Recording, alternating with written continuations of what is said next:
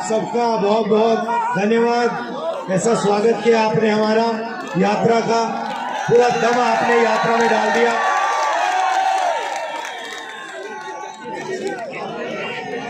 एक साल पहले हमने यात्रा शुरू की कन्याकुमारी से कश्मीर तक, क्योंकि देश में बीजेपी के लोग एक धर्म को दूसरे धर्म से लड़ाने का काम कर रहे हैं और लोगों को धमकाने का, डराने का काम कर रहे हैं, नफरत फैलाने का काम कर रहे हैं।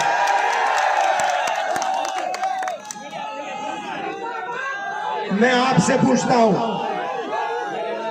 अगर परिवार में लड़ाई होती है, भाई ठहर जाओ, अगर परिवार में लड़ाई होती है, एक भाई दूसरे भाई को मारता है, तो परिवार मजबूत होता है, कमजोर होता है?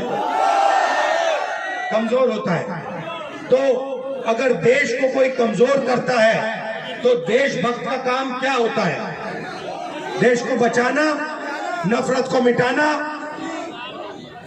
डर को मिटाना, हिंसा को मिटाना।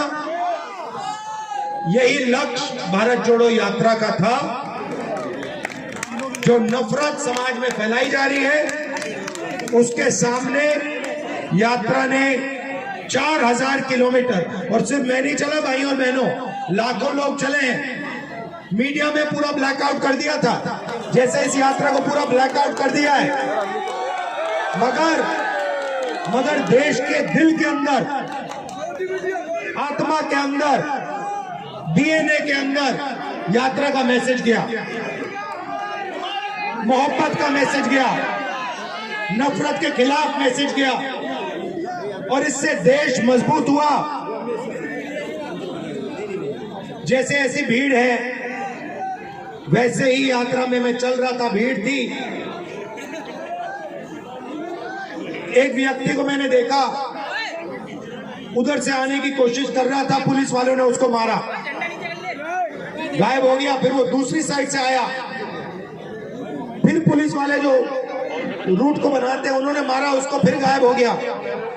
तीसरी बार मैंने उसको यहां देखा, पुलिस वालों को धकेल के, अकेला 10-15 पुलिस वालों को धकेल के मेरे सामने खड़ा हो गया पिछली यात्रा में, और कहता है, सुनो, मेरे सामने आके खड़ा हो जाता है, ऐसे कहता है, मैं जानता हूं तुम क्या कर रहे हो, मैं जानता हूं तुम क्या कर रहे हो।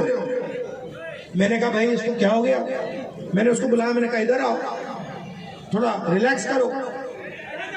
फिर कहता है मुझे, मैं जानता हूं आप क्या कर रहे हो, आप नफरत के बाजार में मोहब्बत की दुकान खोल रहे हो। मतलब नारा हमने नहीं दिया, नारा भीड़ के दिल में से निकला है, और भीड़ और जनता समझ गई कि भारत जोड़ो यात्रा क्या करने की कोशिश कर रही है, भारत को जोड़ने की कोशिश कर रही है। अब पहली यात्रा में से एक सवाल उठा, और मैंने बहुत सारे लोगों से पूछा, देश में नफरत फैल रही है, और मैंने पूछा क्यों फैल रही है, इसका कारण क्या है? और मैंने ये सवाल हजारों लोगों से पूछा होगा, भाई नफरत फैलाई जा रही है, हिंसा फैलाई जा रही है, इसका कारण क्या है? नहीं, वोट बैंक नहीं है भाइयों बहनों, आप गलतफहमी में मत रहो, वोट बैंक नहीं है ये, और हिंदुस्तान की जनता ने ये मुझे बताया, किसानों ने, मजदूरों ने। राहुल जी, हिंसा और नफरत का कारण अन्याय है। हिंदुस्तान के सब गरीब लोगों के साथ 24 घंटा इस देश में अन्याय होता है।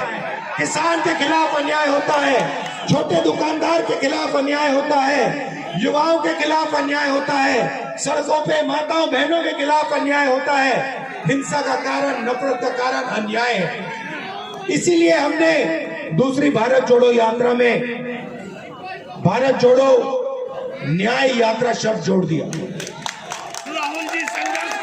क्योंकि अब ये दूसरी यात्रा भारत को जोड़ने का काम कर रही है, मगर ये दूसरी यात्रा अन्याय के खिलाफ लड़ रही है और न्याय को जनता के सामने लाने की कोशिश कर रही है। अब मैं आपसे एक सवाल पूछना चाहता हूं। यहां पे शांत हो जाए थोड़ा, यहां पे बहुत सारे लोग हैं। यहां पे हिंदुस्तान में पिछड़े लोगों की कितनी आबादी है? 73। कितनी आबादी है? कितनी है? 73। पिछड़ों की 50% आबादी है। ठीक है, ठीक है। दलितों की कितनी आबादी है? 15%। 5% नहीं भाई, 15%। सब माइनॉरिटी को मिला दो, 73। सिख, मुसलमान, क्रिश्चियन, जैन, सबको मिला दो। इनकी कितनी आबादी है? 73। 15%। आदिवासियों की आबादी कितनी है? 8%। 8%। 50 और 15 कितना होता है? 65 और 15 कितना होता है? 80 और 8 कितना होता है? 88 ना? ठीक है। तो इन सबको मिलाओ तो 88% इनकी आबादी है, तकरीबन 90%। ठीक है। अब मैं आपसे पूछना चाहता हूं, हिंदुस्तान के सबसे 200 बड़ी कंपनियों के मालिकों की लिस्ट निकालो। ठीक है, उनमें से 90% के कितने मालिक बताओ? कितने? एक भी नहीं। छोड़ो, शायद आप लोग 90% लोग कहते हैं भैया हम हिंदुस्तान की सबसे बड़ी कंपनियों के मालिक नहीं बनना चाहते। तो फिर मैं आपसे पूछूंगा, ठीक है मालिक नहीं बनना चाहते, मालिक बनने का दम नहीं है, तो फिर मैनेजमेंट में आपके लोग कितने हैं? 0। तो प्राइवेट कंपनियों, सबसे बड़ी प्राइवेट कंपनियों में